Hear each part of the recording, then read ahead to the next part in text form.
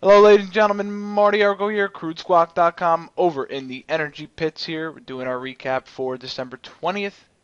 Alrighty, ladies and gentlemen, let's just take a quick look at our levels here from today's pit session. We got our high up at 90.54. We had our low down at 89.53.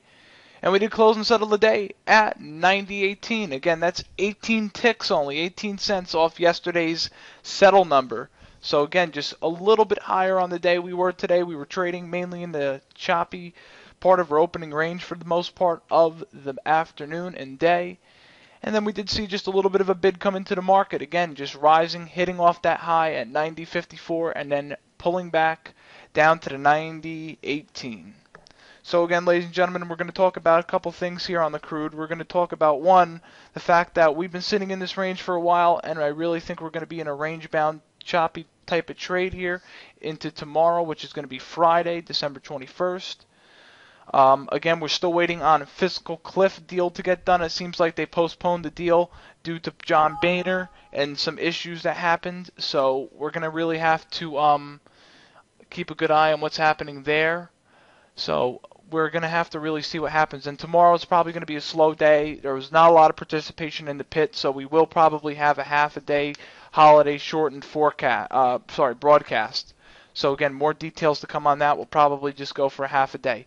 Alrighty, now let's move on over to our natural gas here. Natural gas had its inventory number today and did get a significant draw, greater draw than what we were expecting. So again, that made prices go higher. So we did have our high up at 34.67.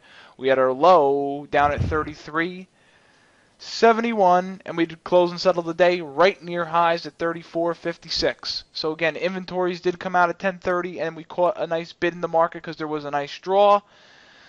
Again, a nice seasonal draw, healthy for the market at the moment because we are in the winter time here in the U.S., so we are going to be looking for seasonal draws to come into the market and just have significant use of natural gas, which shows you here. We're going to be watching those weather patterns for tomorrow and next week as well to move this market, but we did get a nice little bid after inventory numbers.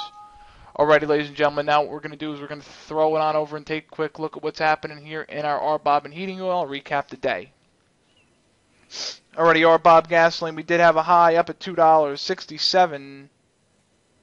Oh, sorry, that's $2.76.20. Sorry, $2.76 spot 20 was our high of the pit session. Our low of the pit session was $2.72.85, and then we did close and settle the day at $2.74.65.